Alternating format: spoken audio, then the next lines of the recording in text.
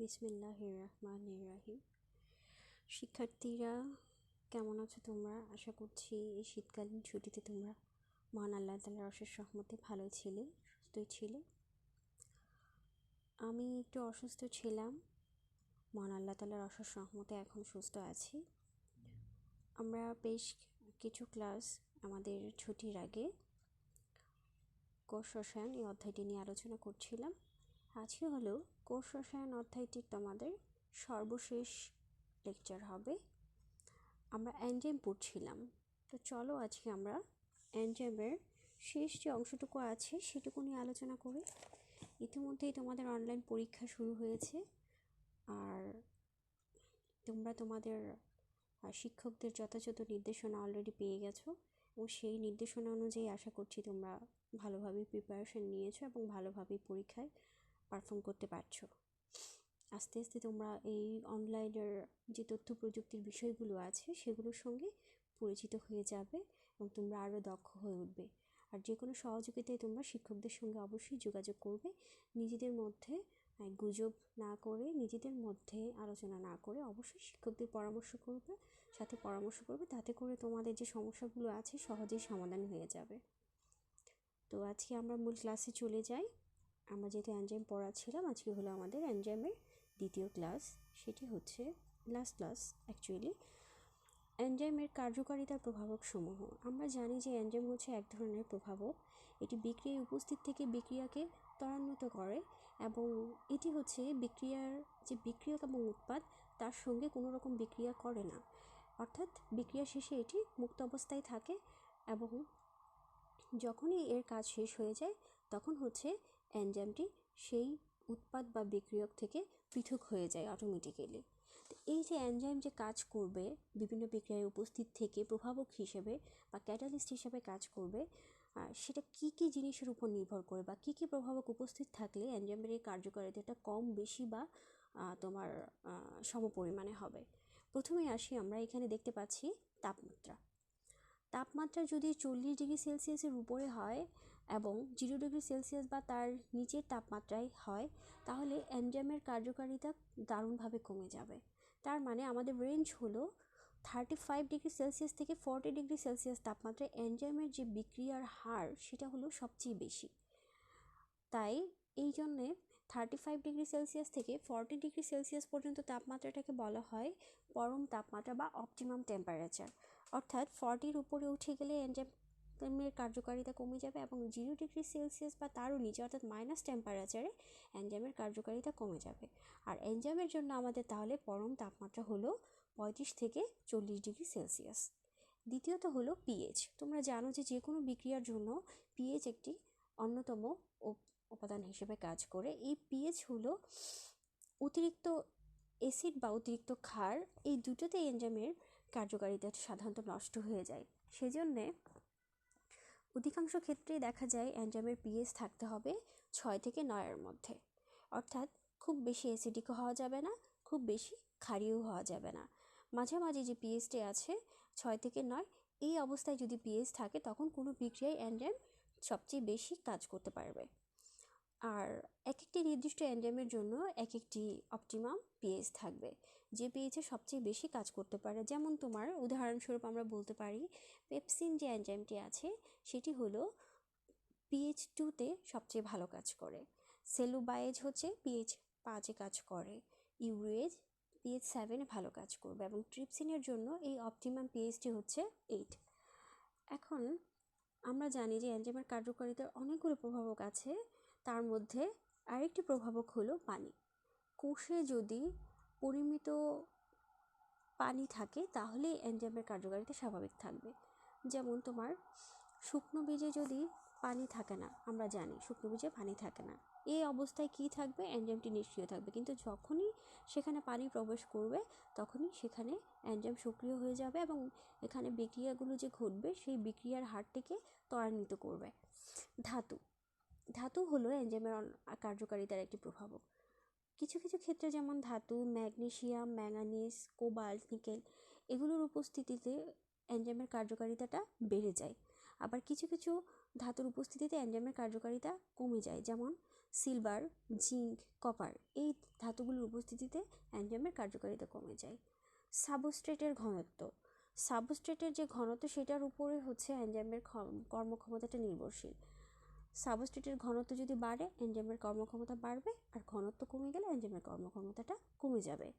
এনজাইমের নিজস্ব ঘনত্ব, এনজাইমের ঘনত্বের উপরেও এটির যে কর্মদক্ষতা আছে, কর্মক্ষমতা অর্থাৎ কতটুকু কাজ করতে পারবে সেটাও নির্ভরশীল।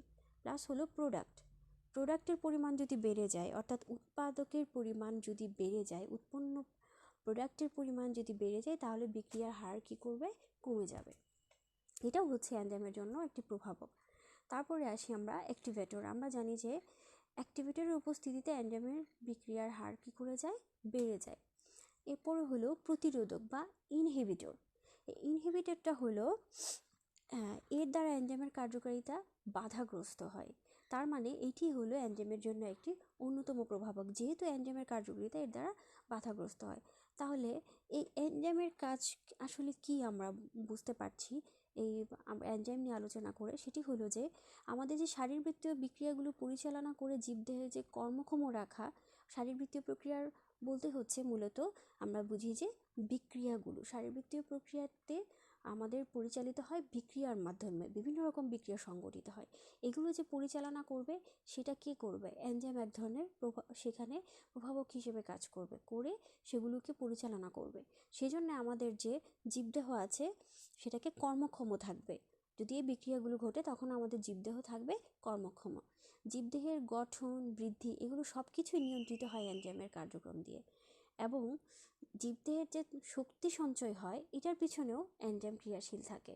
আবার জীবদেহ থেকে যে শক্তি নির্গমন হবে সেটার পিছনেও এনজাইম থাকে।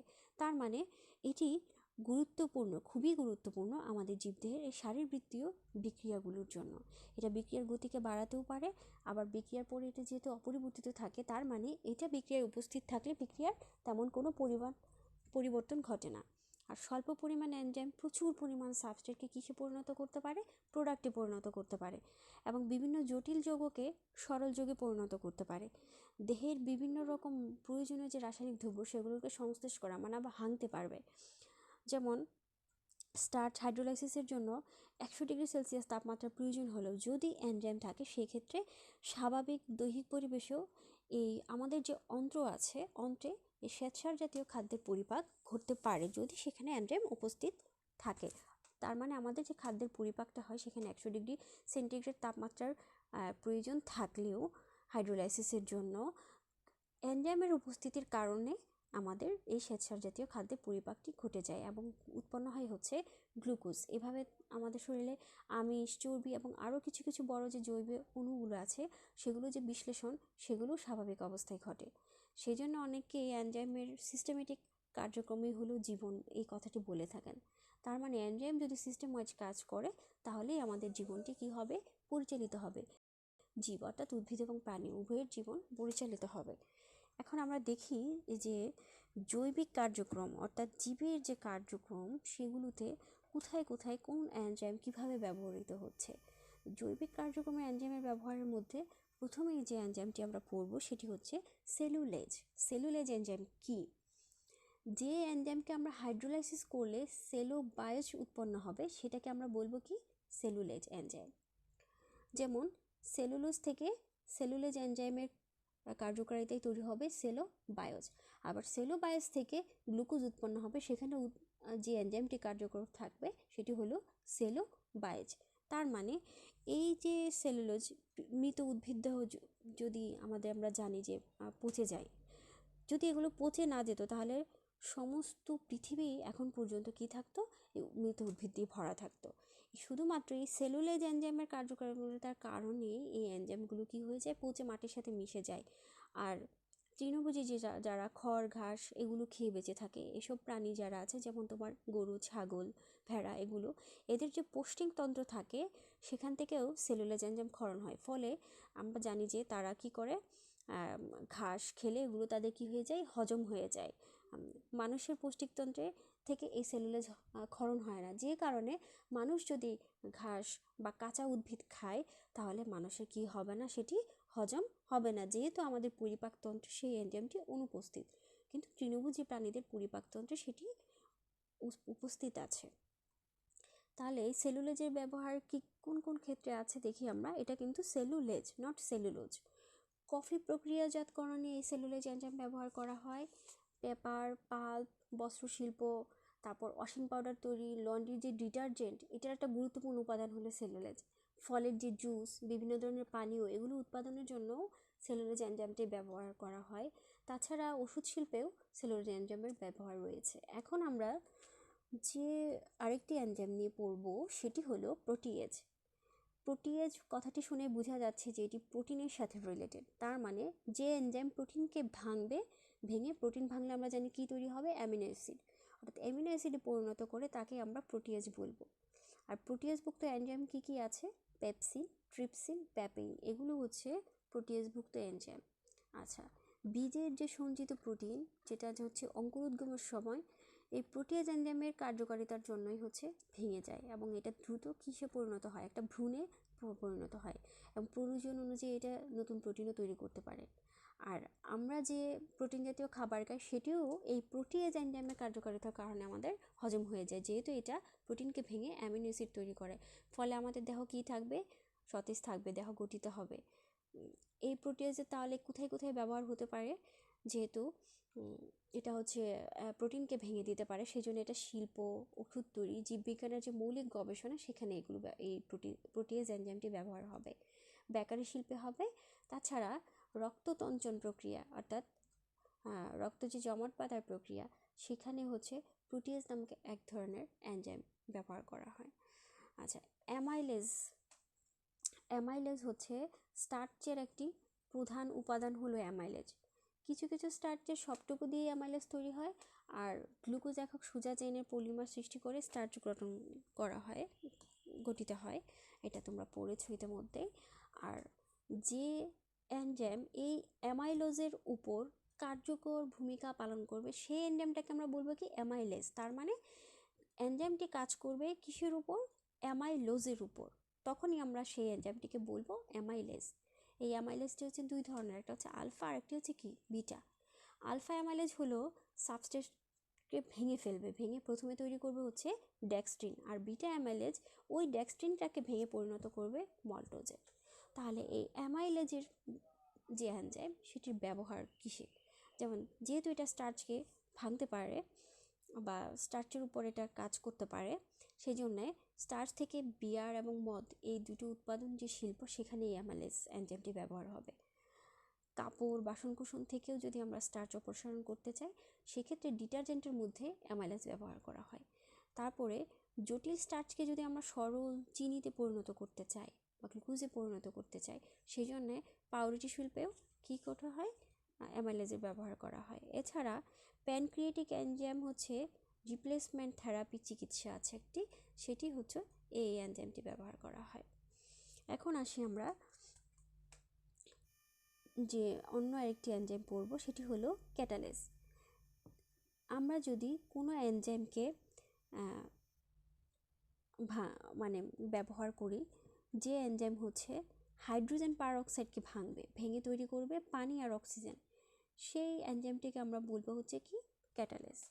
অর্থাৎ H2O2, এটি হচ্ছে হাইড্রোজেন পারঅক্সাইড, এটিকে ভেঙে যে এনজাইমটি H2O অর্থাৎ পানি প্লাস O2 অর্থাৎ অক্সিজেন উৎপন্ন করবে বা রূপান্তরিত করবে, সেটাকে আমরা বলবো কি, ক্যাটালেজ। এই ক্যাটালেজ এনজাইমটি কোথায় কোথায় ব্যবহার করা হয়? এই ক্যাটালেজ এনজাইম পনির তৈরিতে ব্যবহৃত হয়। পনির তৈরির পূর্বে যেহেতু দুধ থেকে হাইড্রোজেন পারঅক্সাইডকে অপসারণ করতে হবে, সেই জন্য দুগ্ধ শিল্পে এই এনজাইম ব্যবহার করা হবে। কাপড় থেকে হাইড্রোজেন পারঅক্সাইড অপসারণ করার জন্য এটাকে বস্ত্রশিল্পেও ব্যবহার করা হয়।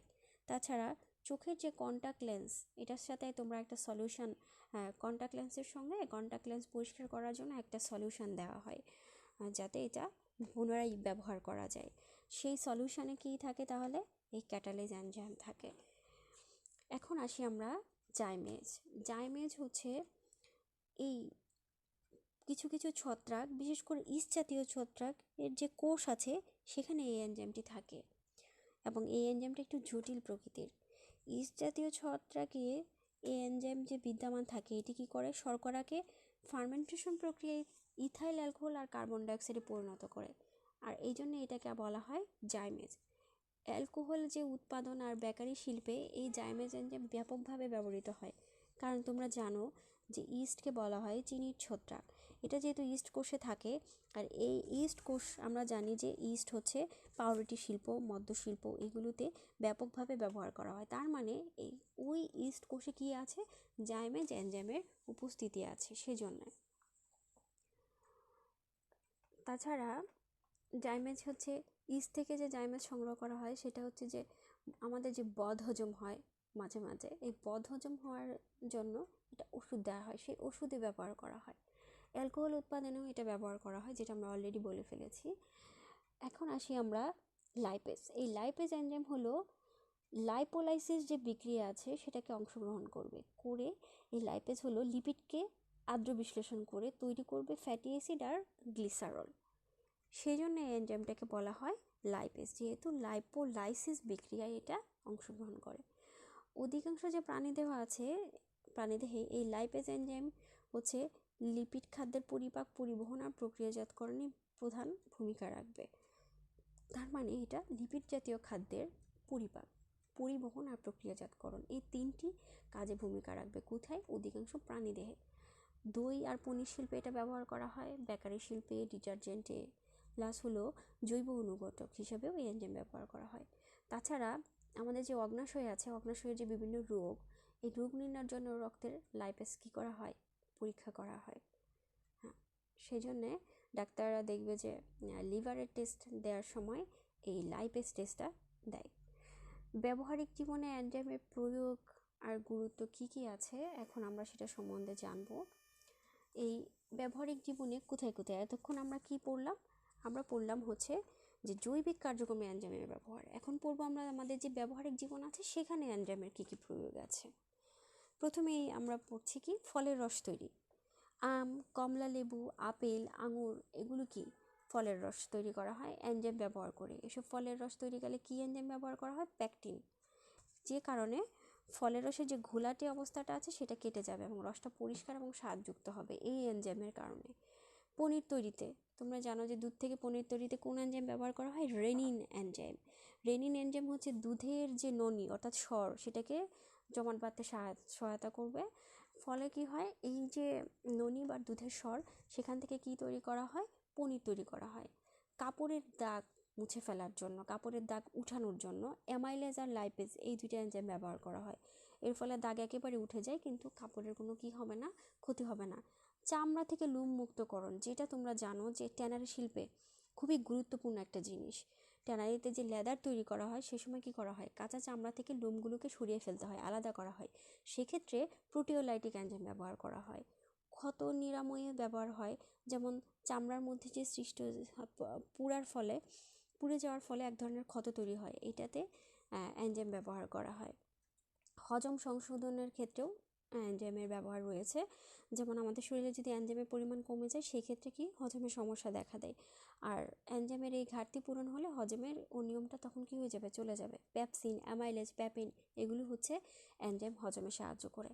তারপরে প্রাণ রাসায়নিক বিশ্লেষণে, অর্থাৎ বর্তমানে তোমরা জানো যে ক্লিনিক্যাল বিশ্লেষণ অর্থাৎ প্যাথোলজিতে, তারপর গবেষণাগারে, এগুলোতে ক্লিনিক্যাল যে বিশ্লেষণ করা হয় সেখানে এনজাইমের ব্যবহার রয়েছে। যেমন ধরো তোমরা রক্তে যে ইউরিয়া আছে, ইউরিক অ্যাসিড, এগুলো টেস্ট দেয় ডাক্তাররা। এইগুলো শনাক্তকরণের জন্য এনজাইম ব্যবহার করা হয়। যেমন তোমার ইউরিয়েজ আর ইউরিকেজ, এই দুটি এনজাইম ব্যবহার করা হয়। ইউরিয়া শনাক্তকরণের জন্য ব্যবহার করা হয় ইউরিয়েজ, আর ইউরিক অ্যাসিড শনাক্তকরণের জন্য ব্যবহার করা হয় ইউরিকেজ। তারপরে চোখের ছানির অপারেশনের ক্ষেত্রে এক্ষেত্রে ট্রিপসিন এনজাইম প্রয়োগ করে চোখের ছানির অপারেশন করেছিলেন আমেরিকার একজন চিকিৎসক, চক্ষু চিকিৎসক। উনি ছিলেন ডক্টর জোসেফ স্পিনা। এটা ছিল 1980 সালে। আর এই পদ্ধতিতেই সূক্ষ্ম যে সূচ সেটা ছিল 0.025 সেন্টিমিটার, সেটার দ্বারা এক ধরনের প্রশস্ত ছিদ্র করে অন্য একটি সূক্ষ্ম সূচের যে ফাঁপা সূচের সাহায্যে অতি সামান্য পরিমাণ ট্রিপসিন চোখের লেন্সে প্রয়োগ করা হয় খুবই সূক্ষ্ম সূচের মাধ্যমে। এবং এই ট্রিপসিন যে চোখের অন্যান্য অংশ যাতে ক্ষতি না করে সেই জন্যে লেন্সের যে খোলা অংশ সেটাকে কি করে, গলিয়ে ফেলে। এরপর এই যে সূচ দিয়ে টেনে খোলা অংশ বের করে কি করা হয়, অস্ত্রোপচারটা সম্পন্ন করা হয়। আচ্ছা, চিকিৎসায় এনজাইমের ব্যবহার, যেমন তোমার ডায়াবেটিস রোগীর রক্তে শর্করার পরিমাণ কত সেটার জন্য কি লাগবে, গ্লুকোজ অক্সিডেজ, পারঅক্সিডেজ, এই দুটি এনজাইম ব্যবহার করা হয়, যেটা এখনকার সময়ে বহুল প্রচলিত। অধিকাংশ মানুষের এখন ডায়াবেটিসের সমস্যা। উচ্চ রক্তচাপ, সেটা নিয়ন্ত্রণের জন্য লাগে প্রোটিওলাইটিক এনজাইম। তার এই এনজাইম এগুলো ব্যবহার করার ফলে চিকিৎসক তোমার মৃত্যু ঝুঁকি অনেকটা কমাতে পেরেছেন। আগে যেমন ডায়াবেটিস জনিত কারণে অনেক মানুষ মৃত্যুবরণ করতো, এখন সেই শর্করার পরিমাণটা যদি আমরা নির্ণয় করতে পারি, তাহলে সেই অনুযায়ী আমরা খাবারের চার্ট, এক্সারসাইজ, তারপর হচ্ছে ওষুধ, ইনসুলিন, এগুলো হচ্ছে সঠিকভাবে প্রয়োগ করার মাধ্যমে ডায়াবেটিসের বা হচ্ছে এই বহুমূত্র রোগের যে মাত্রাটা, সেটি আমরা স্বাভাবিক অবস্থায় রাখতে পারি বা নিয়ন্ত্রণের মধ্যে রেখে একজন মানুষের মৃত্যু ঝুঁকিটাকে কমিয়ে আনা সম্ভব হয়। এরপর আছে আইসক্রিম এবং ক্যান্ডি তৈরি। ল্যাকটেজ এনজাইম ব্যবহার করে আইসক্রিম তৈরি করা হয়, আর ইনভার্টেজ এনজাইম ব্যবহার করে তৈরি করা হয় হচ্ছে ক্যান্ডি। তারপরে হলো জমাট রক্ত গলানোর ক্ষেত্রে, যেমন মস্তিষ্কে আমরা জানি যে স্ট্রোকের ফলে কি হয়, রক্তক্ষরণ হয়। তাছাড়া ধমনির মধ্যেও, যেটা তোমরা জানো যে হার্টের যে আর্টারি আছে, সেই আর্টারিতে যদি রক্ত জমাট বেঁধে যায়, তাহলে কি হয়, হার্টে ব্লক তৈরি হয়, এবং এই ব্লকের ফলে হার্ট অ্যাটাকের সম্ভাবনা বেড়ে যায়, যেটা মানুষের মৃত্যুর অন্যতম এখন প্রধান কারণ। এই রক্ত জমাট গলাতে ইউরোবাইলাস নামক এক ধরনের এনজাইম ব্যবহার করা হয়, যেটার জন্য জাপান সফলতা পেয়েছে। ফটোগ্রাফি শিল্পে জেলাটিন যে পরিষ্কার করার জন্য প্রোটিয়েজ এনজাইম ব্যবহার করা হয়। কাগজের ক্ষেত্রে কাগজ বর্ণহীন করার সময় যে ব্লিচিং পাউডার ব্যবহার করা হয়, সেটার পরিমাণটা কমানোর জন্য জাইলানেজ এনজাইম, প্লাস কাগজের মসৃণতা আনতে পানির পরিমাণ কমাতে এটাকে ব্যবহার করা হয় সেলুলোজ। তাছাড়া লিগনিন অপসারণ করে যে কাগজটাকে মসৃণ করা হয়, সেখানে ব্যবহার করা হয় লিগলিনেজ। তার মানে এখানে অনেকগুলো এনজাইম, জাইলানেজ, সেলুলেজ, লিগনিনেজ, এই তিনটে এনজাইম ব্যবহার করা হয় কাগজ শিল্পে। প্রত্যেকটির কাজ আলাদা আলাদা। রাবার শিল্পে হচ্ছে আমরা জানি যে ল্যাটেক্স থেকে রাবার তৈরি করা হয়, সেক্ষেত্রে হাইড্রোজেন পারঅক্সাইডকে ভেঙে এই যে অক্সিজেন তৈরি করা হয় আমরা জানি, সেই কাজটি কে করে, ক্যাটালিজ এনজাইম করে। পরিবেশের যে সংরক্ষণ, সেটার জন্য আসলে এনজাইমের ব্যবহার রয়েছে। পরিবেশে আমরা জানি বিভিন্ন রকম দূষিত পদার্থ রয়েছে, সেগুলোর পরিমাণ কতটুকু, এগুলো হচ্ছে নির্ণয় করার জন্য এনজাইম ব্যবহার করা হয়। ব্যবহার করে বায়োসেন্সর যেটা, সেটা তৈরি করা হয়। জৈব প্রযুক্তি বা জৈব প্রযুক্তি, যেমন জিন প্রকৌশল তোমরা পড়েছ, এই জিন প্রকৌশলের বিভিন্ন ধরনের এনজাইমের ব্যবহার রয়েছে। যেমন তার মধ্যে গুরুত্বপূর্ণ তোমরা জানো যে রিকম্বিনেন্ট ডিএনএ তৈরিতে আরএনএ, ডিএনএর যে হচ্ছে বেজ, ডিএনএর যে বেজ, এদের যে বিন্যাস, একটার সাথে আরেকটি বেজ কিভাবে বসবে, কোন বেজের সঙ্গে কোন বেজ বসবে, সেগুলো নির্ণয়। তারপরে হচ্ছে নিউক্লিওটাইডের যে যোজন, যে বিয়োজন হবে, রেস্ট্রিকশন এনজাইমের সাহায্যে যে আমরা ডিএনএর অংশ কাটতে পারি, লাইগেজ এনজাইমের সাহায্যে আমরা জোড়া লাগাতে পারি, পলিমারেজ এনজাইমের সাহায্যে আমরা ডিএনএর রেপ্লিকেশন করতে পারি। এই যে জৈব প্রযুক্তিতে জিন প্রকৌশলে এতগুলো ব্যবহার, এটি আসলে এখনকার সময়ের জন্য, বর্তমান তথ্য এবং প্রযুক্তিগত সময়ে এবং বিজ্ঞানের যে এখন সাফল্যময় যুগ চলছে, সেটির জন্য খুবই গুরুত্বপূর্ণ। তার মানে আমরা দেখতে পাচ্ছি যে আমাদের স্বাভাবিক ব্যবহারিক জীবনে এই যে এনজাইমের কি অপরিসীম ব্যবহার, সেটি না বললেই নয়। ডিটারজেন্ট তৈরিতেও এনজাইমের ব্যবহার হয়, যেমন তোমার সেরিন প্রোটিয়েজ, আলফা অ্যামাইলেজ, এই এনজাইমগুলো ডিটারজেন্ট তৈরি করার জন্য ব্যবহার করা হয়। তার মানে আমাদের জীবনে, দৈনন্দিন জীবনে, ব্যবহারিক জীবনে, জৈবিক কার্যক্রমে এই এনজাইমের গুরুত্বের কথা, এনজাইমের যে অপরিসীম অবদান, সেটির কথা বলে শেষ করা যাবে না। তার মানে তোমরা এই এনজাইম সম্বন্ধে খুবই ভালোভাবে পড়বে। এখানে অনেকগুলো গুরুত্বপূর্ণ এনজাইমের নাম আছে, প্লাস হচ্ছে কোন এনজাইমটি কী কী কাজে ব্যবহার হচ্ছে, কোন কাজের সঙ্গে কোন এনজাইমটি রিলেটেড, সেই প্রশ্নগুলো তোমাদের জন্য এমসিকিউ পরীক্ষা প্লাস হচ্ছে তোমাদের সৃজনশীল পরীক্ষা, দুটির জন্য খুবই গুরুত্বপূর্ণ। আজকে আমাদের এই চ্যাপ্টারটি শেষ হয়ে যাচ্ছে। আমি আশা করছি যে বিগত যে ক্লাসগুলো, অনলাইন ক্লাসগুলো তোমাদের হয়েছে এই চ্যাপ্টারটির উপরে, তার মাধ্যমে পুরো অনলাইন ক্লাসগুলো যদি তোমরা ফলো করো একের পর এক, তাহলে আশা করছি তোমাদের সমস্যা যে যতটুকু ছিল সেটুকু সমাধান হয়ে গেছে বা ইনশাল্লাহ হয়ে যাবে। তারপরেও যদি তোমরা কোথাও কোনো প্রবলেম মনে করো, তাহলে সেক্ষেত্রে প্রশ্ন করতে পারো। আমি চেষ্টা করব তোমাদেরকে সেই প্রশ্নগুলোর উত্তর দেওয়ার তো আজকের ক্লাস তোমাদের এই পর্যন্তই। তোমরা ভালো থাকো, সুস্থ থাকো। আল্লাহ হাফেজ।